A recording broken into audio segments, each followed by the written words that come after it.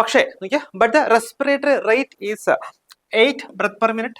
കൂടാതെ ഒന്നും കഴിക്കാണ്ട് തന്നെ ഒരു ഫീലിംഗ് ഓഫ് ഫുൾനെസ്സും ഒരു ക്ഷീണവും പേഷ്യന്റ് ഉണ്ട്. കാരണം അതിന്റെയൊക്കെ റീസൺ എന്താണ് അല്ലെ? ഒരു ഗ്രൂപ്പിൽ രോഗം ഉള്ള ആൾക്കാര്, ഒരു ഗ്രൂപ്പിൽ രോഗം ഇല്ലാത്ത ആൾക്കാര്. അപ്പൊ രണ്ട് ഗ്രൂപ്പ് ഔട്ട്കം ഓൾറെഡി ഉണ്ടായി. ഈ ഐഡന്റിറ്റി വേഴ്സസ് റോൾ കൺഫ്യൂഷൻ, ഞാൻ ആരാണ്, എന്റെ റോൾ എന്താണ് എന്നുള്ള ഒരു കൺഫ്യൂഷൻ യൂഷ്വലി ഉണ്ടാകുന്നത്. Hi all, welcome back to Edus international academy. So നമ്മൾ ഇന്ന് ഡിസ്കസ് ചെയ്യാനായിട്ട് പോകുന്നത് നമ്മുടെ GCCയുടെ കുറച്ച് ക്വസ്റ്റ്യൻസ് ആണ്. അതായത് ഇപ്പോ ഗൾഫ് കൺട്രീസ് ആയിട്ടുള്ള ഒമാൻ, സൗദി, കുവൈറ്റ്, ഖത്തർ, അപ്പൊ ഇങ്ങനെയുള്ള രാജ്യങ്ങളിലേക്കൊക്കെ പോകാൻ താല്പര്യമുള്ളവർ അറിയാമല്ലോ, നമുക്ക് GCCയുടെ പ്രോമെട്രിക് എക്സാംസ്, അതിപ്പോൾ മേ ബി പ്രോമെട്രിക് എക്സാം ആകാം, അല്ലെങ്കിൽ പിയേഴ്സിനും എക്സാം ആകാം, നമുക്ക് പാസ്സാകേണ്ടതായിട്ട് വരും. സോ അതിൽ സാധാരണ റിപ്പീറ്റ് ചെയ്ത് ചോദിക്കുന്ന ക്വസ്റ്റ്യൻസ്, ഇമ്പോർട്ടന്റ് ആയിട്ട് ചോദിക്കാൻ സാധ്യതയുള്ള ക്വസ്റ്റ്യൻസ്, ഇതാണ് നമ്മൾ ഈ ഒരു സീരീസിൽ നമ്മൾ ഡിസ്കസ് ചെയ്യുക കേട്ടോ. സോ ഇന്നത്തെ ക്വസ്റ്റ്യൻ ഡിസ്കഷനിലേക്ക് നമുക്ക് പോകാം കേട്ടോ.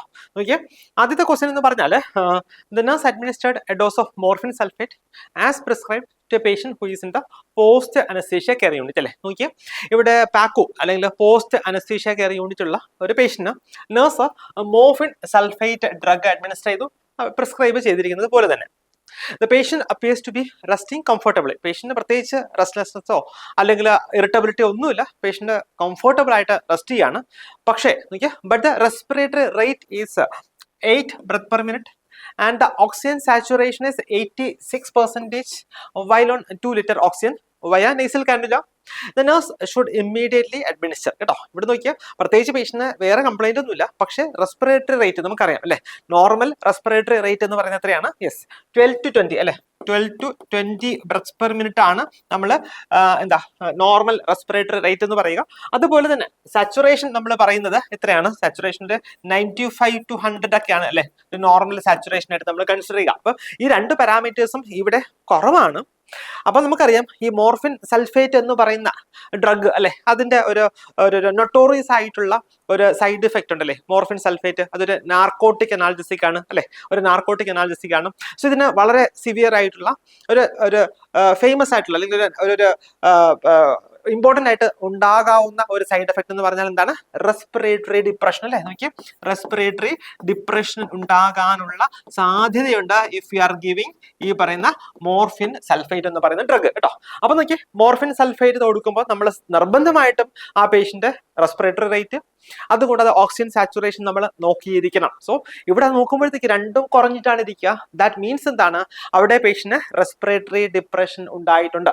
സോ അങ്ങനെ വരുമ്പോൾ നമ്മൾ എന്ത് ഡ്രഗ് ആണ് കൊടുക്കുക? നോക്കിയാൽ option is flumazenil, B is midazolam, C is naloxone, option D is ondansetron. എന്താണ്? വളരെ സിമ്പിൾ ആണ്.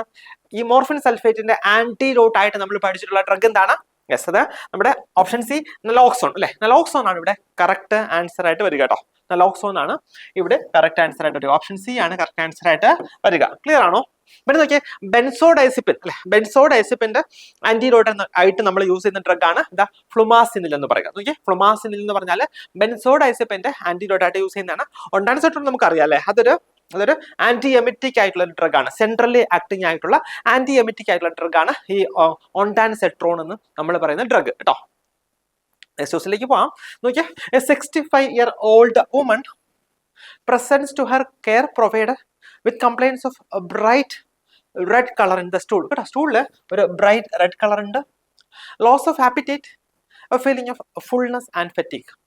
She has lost 5 kilograms in the past 3 weeks without dieting. Dieting ഒന്നും ഇല്ലാണ്ട് പുള്ളിക്കാരിക്ക് ഒരു 5 കിലോഗ്രാം വരെ കഴിഞ്ഞ ഒരു 3 ആഴ്ചയിൽ കുറഞ്ഞിട്ടുണ്ട്.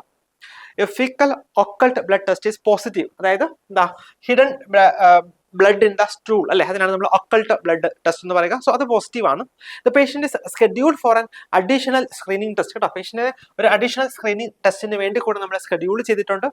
Which of the following screening test is the most appropriate കേട്ടോ. ഇവിടെ ഏറ്റവും അപ്രോപ്രിയേറ്റ് ആയിട്ട് വരുന്ന ഒരു സ്ക്രീനിങ് ടെസ്റ്റ് എന്താണ് എന്ന് ചോദിച്ചിരിക്കുന്നത്. നോക്കിയേ, ഇവിടെ പേഷ്യന്റിന് 65 വയസ്സുള്ള ഒരു വുമൺ ആണ് അല്ലെ, ഒരു സ്ത്രീയാണ്. സോ ഏജ് മോർ ദാൻ ഒരു 60 years ആണ്.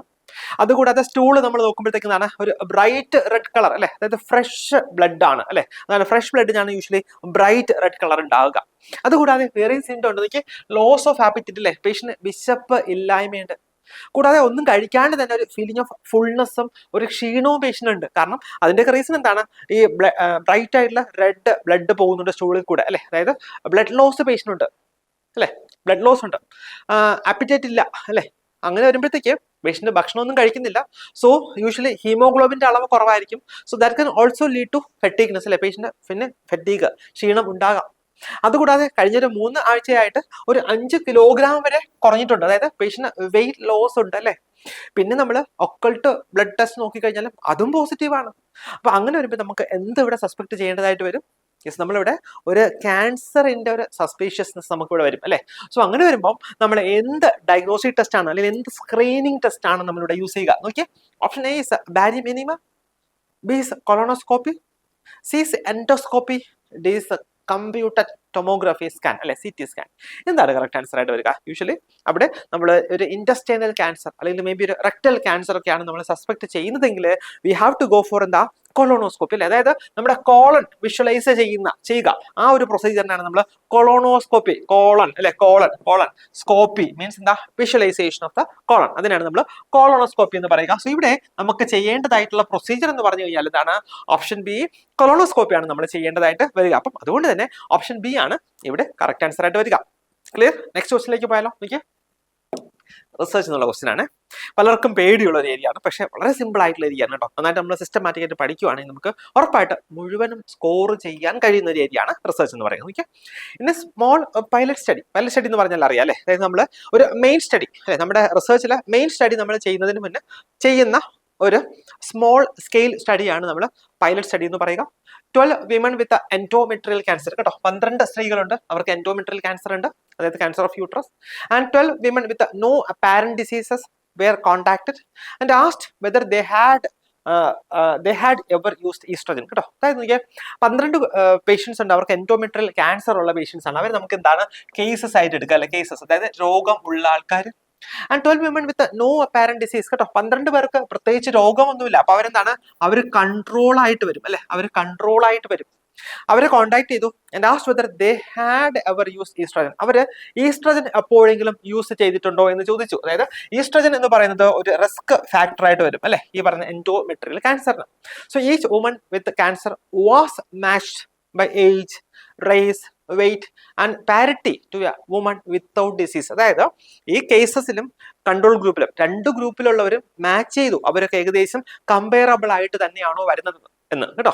What kind of study design is this? ഇത് ഏത് തരത്തിലുള്ള സ്റ്റഡി ഡിസൈൻ എന്നാണ് ചോദിച്ചിരിക്കുന്നത്. നോക്കിയേ, option A is concurrent cohort, option B is retrospective cohort, option C is case control study, option D is cross sectional study. നോക്കിക്കേ, ഇവിടെ ഒരു retrospective study എന്ന് വെച്ചാൽ എന്താണ്, ഇഫക്റ്റ് ഓൾറെഡി ഉണ്ടായി അല്ലെങ്കിൽ ഔട്ട്കം ഓൾറെഡി ഉണ്ടായി അല്ലെ. അതായത് ഔട്ട്കം എന്ന് പറയുന്നത് എൻഡോമെട്രിയൽ ക്യാൻസർ ആണ് ഇവിടെ ഔട്ട്കം എന്ന് പറയുക. സോ ഔട്ട്കം ഓൾറെഡി ഉണ്ടായി. അപ്പൊ നമ്മൾ 2 ഗ്രൂപ്പായിട്ട് ആൾക്കാരെ ഡിവൈഡ് ചെയ്തിരിക്കുകയാണ്. ഒരു ഗ്രൂപ്പില് രോഗം ഉള്ള ആൾക്കാര് അല്ലെ, ഒരു ഗ്രൂപ്പിൽ രോഗം ഉള്ള ആൾക്കാര്, ഒരു ഗ്രൂപ്പിൽ രോഗം ഇല്ലാത്ത ആൾക്കാര്. അപ്പൊ 2 ഗ്രൂപ്പ് ഔട്ട്കം ഓൾറെഡി ഉണ്ടായി. എന്നിട്ട് നമ്മൾ ബാക്ക്വേർഡ് അവരോട് ചോദിക്കുകയാണ്, ആർക്കെങ്കിലും എന്തെങ്കിലുമൊക്കെ ഹിസ്റ്ററി ഉണ്ടോ, അവർ എത്ര പേര് ഈ ഈസ്ട്രജൻ യൂസ് ചെയ്തു എന്നുള്ള കാര്യങ്ങളൊക്കെ നമ്മൾ ബാക്ക്വേർഡ് പുറകിലേക്ക് നമ്മൾ ചോദിക്കുകയാണ് അല്ലേ.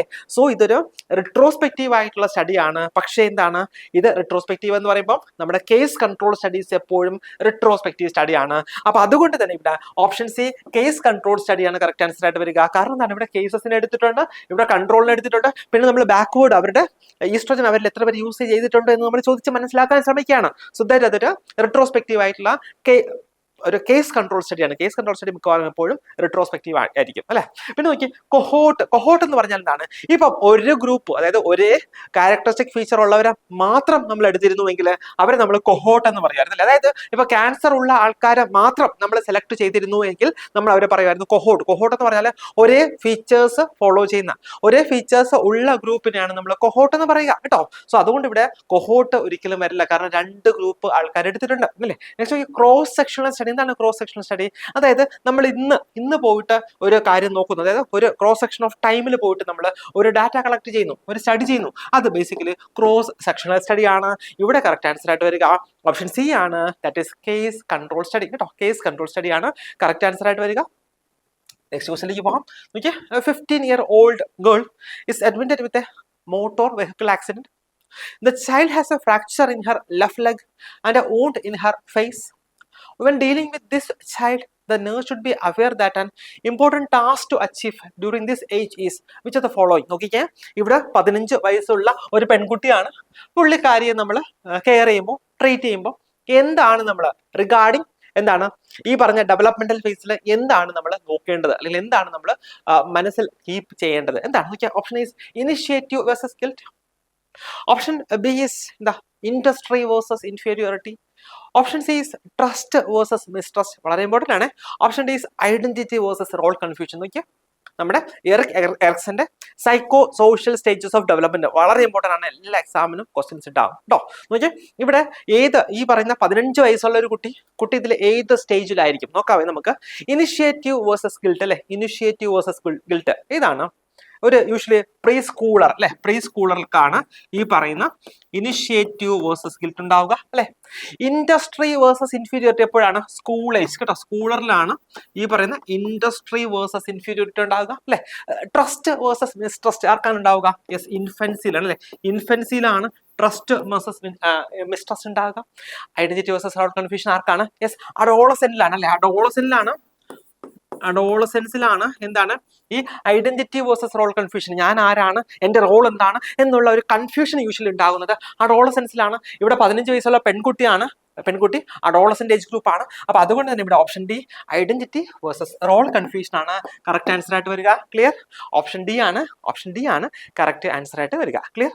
നെക്സ്റ്റ് ക്വസ്റ്റിലേക്ക് പോകാമേ. നോക്കിയേ, നെക്സ്റ്റ് ക്വസ്റ്റ്യൻ നമ്മുടെ OBG എന്നുള്ള ക്വസ്റ്റൻ ആണ്. നോക്കിയേ, മാസ്റ്റൈറ്റിസ് കേട്ടോ, mastitis is an infection of the breast that occurs most often 2 to 4 days after childbirth അല്ലെ. കുഞ്ഞ് ജനിച്ചു കഴിഞ്ഞ് 2 മുതൽ 4 ദിവസം കഴിയുമ്പോഴത്തേക്ക് അമ്മയ്ക്ക് ചിലപ്പോൾ inflammation of the breast tissue അല്ലെ, അതിന് നമ്മൾ മാസ്റ്റൈറ്റിസ് എന്ന് പറയും അല്ലെ, ഉണ്ടാകും.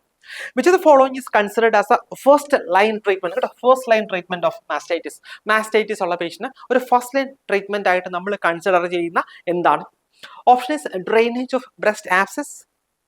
Option B, antibiotic therapy and cessation of breastfeeding. Option C, antibiotic therapy and continuation of breastfeeding.